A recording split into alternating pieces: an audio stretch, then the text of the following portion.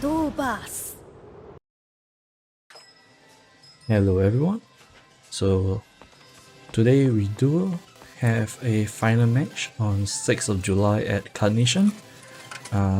This is the first tournament and the first week of Black Silver Bahamut with the new expansion. So if this deck are not the strongest, they are at least playable for this expansion. So do check these decks out and see if any of those decks take your interest. So maybe you might want to build that deck. So on the left, that's me playing Midrange Sword, Midrange Leonidas Sword, and on the right we do have Control Haven.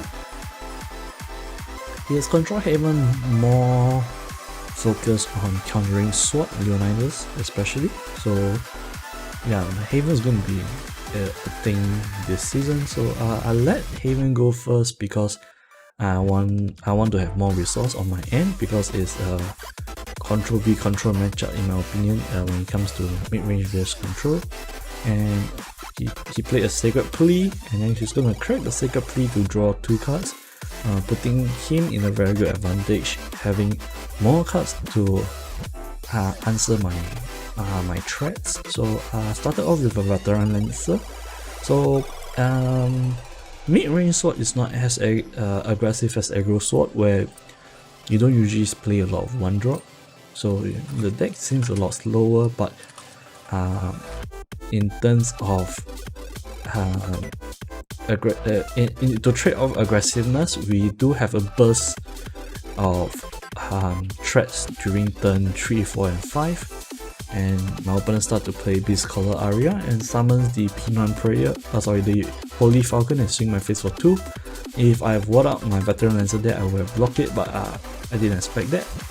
However, it works well because I did summon the Floral Fencer and start to flood the board back. And that's what I mean by sword is despite not being aggressive, but they still have that burst of threat on turn 3, and swing his face with the Veteran Lancer, just putting him down in 18. So yeah, for me, I have a lot of board. Meanwhile, he does not have that much.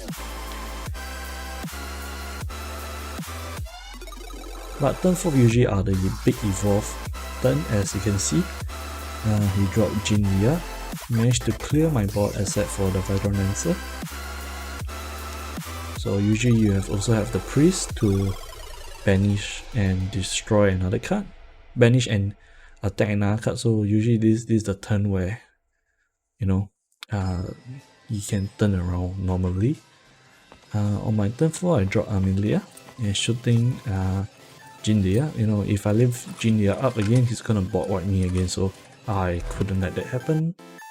So remove the Jinlia. So Amelia has been working very well for me on all my testing. She either drop a big field on the board, or she does remove something while giving you more tempo on the board, so you don't really lose up when you play removal. Even though it's not a hard removal, it's a soft removal, but the fact that it allows you to put more tempo on board while you remove something, it is very strong. So yeah, Amelia is actually very good.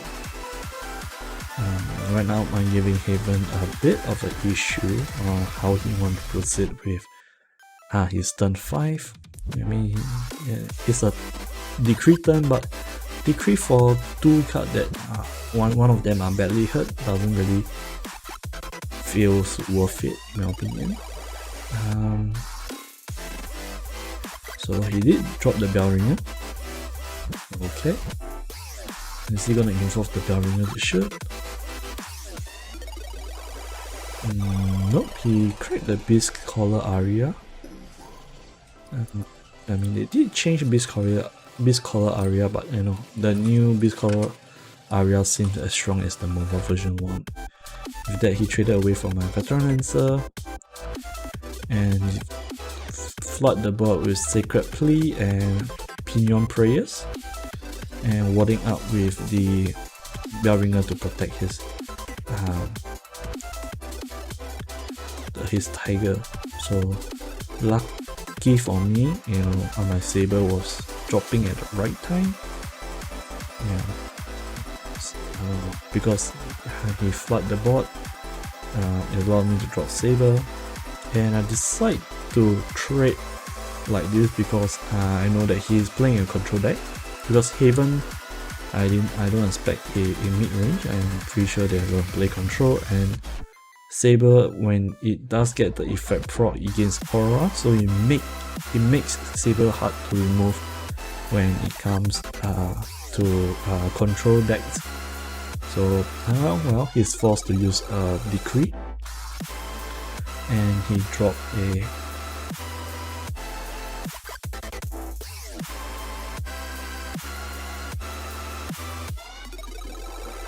when he dropped a Prism Priestess. So Prism Priestess costs 2 to evolve, search your deck for Amulet. So more or less it gave me a hint that he's playing a Amulet deck. So on my turn 6 I dropped Amelia.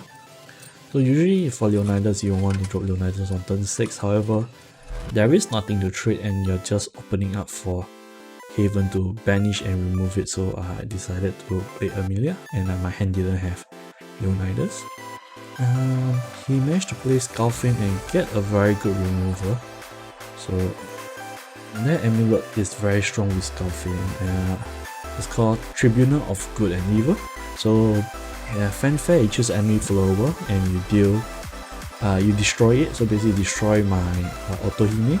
And Skullfin, when an Amulet leave field, it deals 2 damage to all opponent follower and my face. So very strong. This combo was very strong, and yeah, put me kind of in a bit of problem having to answer the Skullfin or not. Is the bot white every turn? So he chose not to attack me with the Prism because he wanted to search for Amulet. If he attacked, basically she will be vulnerable to attacks to remove and execute this Skullfin because it's just gonna be a problem for me. And I decide to play the mid leader and evolve because I find that I need my Leonidas now. If any later, I think I might not be able to win the resource game, so Leonidas starts to be very important right here. And passing back to his turn, so yeah, he sees that the Leonidas has been added to my hand, but it won't be a problem for him. He do have ways to remove it. That's why Haven will see play, mainly just to counter Sword, in my opinion, because they do have a lot of answer for Leonidas. So back to his turn, he's trying to figure out how to play this turn. So first of all, he evolved the Prism Priestess to search for Amulet. So searching for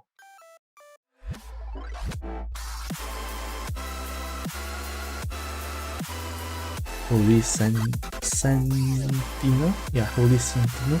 So basically this Amulet's Haven wave of gaining a lot of resource. So they do play Holy Sentinels whenever they crack a Amulet, as you can see now. It summons a 4/4 Tiger with Rush and Ward. So right now you do have a Holy Falcon with Storm and have a 4/4 Tiger with Ward and Rush. With that, he's hitting my face with the Priestess, who have already done his job of searching for the Holy Sentinel, and Holy Falcon hitting my face, and he's warding out with the Tiger to protect his other follower. So with that, I have no choice. I do have to drop Leonidas now, and the 2 mana, I leave out 2 mana and use the evolve point to evolve Leonidas. Preemptively take out the token, but yeah. So basically, opponent was tapped out, so more or less I expect Leonidas to die and get the Leonidas Resolve token. So the token is very strong because it gives all my Swordcraft follower +3/+3 when you enter the battlefield and rush. So basically all my follower enter the field, they will get an instant buff and they are able to trade with opponent follower. And yeah, well, that was met with a very quick execute. That's sad for me, but you know, they do have to get rid of that card ASAP because that's how strong that card is. With that, he dropped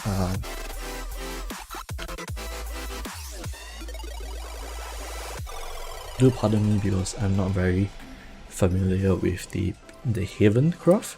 So he dropped a Temple Defender and he cracked the another Premium Prayer, and then getting a Holy Falcon out and a Holy Tiger, and I'll remove it with Sword Swing on the Holy Falcon to you know, put myself against some damage or not.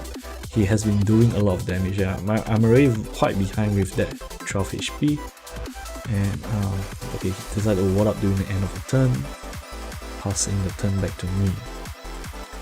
I drew, and to be honest, the last turn I did draw into another of the Leonidas. So seeing that my opponent tap out again, I decided to evolve Leonidas, keeping 3 mana up.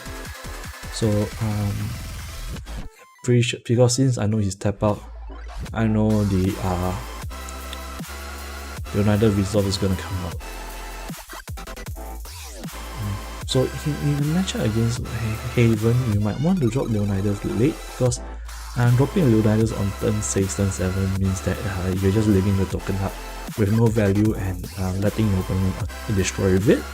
So once you drop like more into later of this game, your opponent are forced to deal with not only the amulet and the big followers that will be on the board. So yeah, so I got lucky. I drew my only Arcadium Light in the deck. I drop it, and Arcadium Light is a less sync card, but it's actually very good in a long drag out game. So pay 1, you can summon a 1/1 follower with a 1/1 soldier or 1/1 knight, sorry, with Storm. Pay 2, you can tap an enemy follower. Pay 3, and you can draw a card. All of them requires the amulet to be tapped, so you only can use effect once. So with the Leonidas Resolve, my 1/1 knight has becomes a 4/4 knight with Storm and Rush.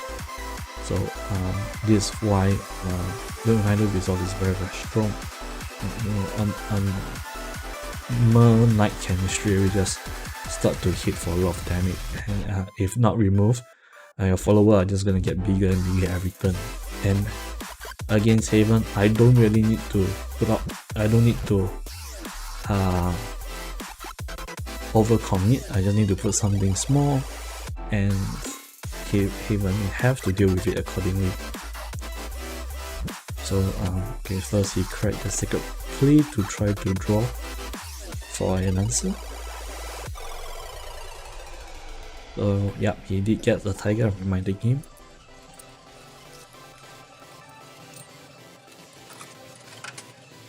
So Sacred Plea is also his way of playing the resource game for a long game. So as times go on, this Holy Sentinel will just become very strong. It will give you a lot of resource because every turn you're summoning a tiger that can trade or threaten the board against your opponent. So sadly I couldn't answer that card, but however he at this point he starts to not play a lot of amulet.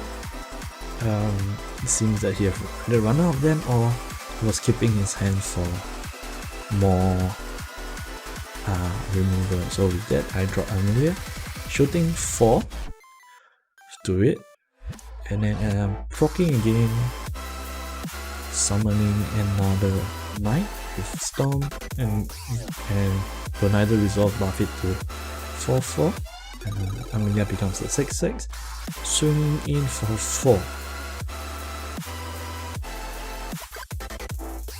And not gonna lie, Arcadium Light is kind of the MVP for this match.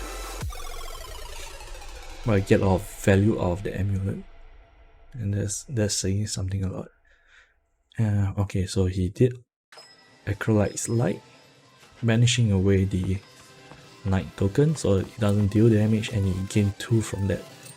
But here's the reason why I say you don't need to overcommit. So once he does that, he step out, I can drop something bigger and swing his face for a lot more. So Novice Trooper comes in with Storm, a 3/3 has just now become a 6/6, hitting his fate, pushing him down to 8. And with that, I'm kind of ahead, so you know what, I'm just gonna flood the bot and force him to answer this bot and not answer the amulet. So right now he realized that he's low and he has to answer 2 amulet and a big bot, which is not going to be easy. However, he did have a Terminus Decree. I wasted all my time on the dice, but alright. Oh well, yeah, putting the token there because you know I'm just gonna summon another one next turn and he know it, so well, just gonna put it there. So every turn I'm able to test the water with Arcadium Light, so I'm tap it, I summon another soldier with +3/+3 and Storm. So with that, swing him into 4. No, sorry, because I thought I saw 1 mana, so he actually had spent the mana to cast some spell, so I didn't realize that. I thought he would step out. My mistake, but yep, he did have something he want to cast. He's looking through his option.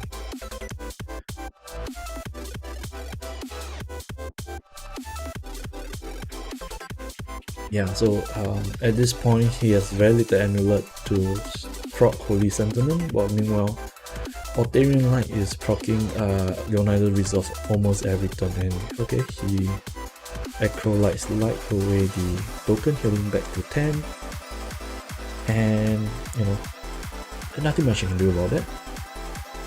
Well, I dropped the Mate Leader, evolving it, so Mate Leader has gotten a lot stronger. Well, in the past the only target will be Otohime and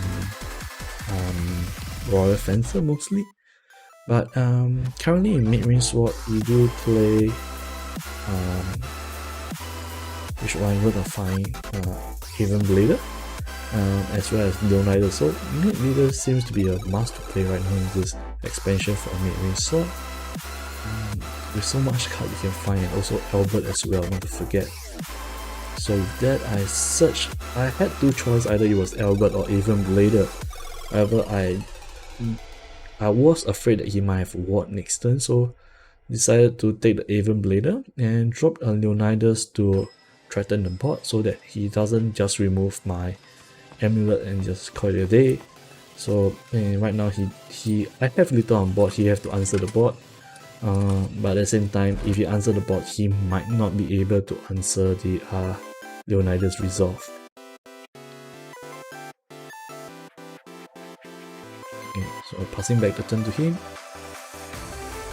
He draws.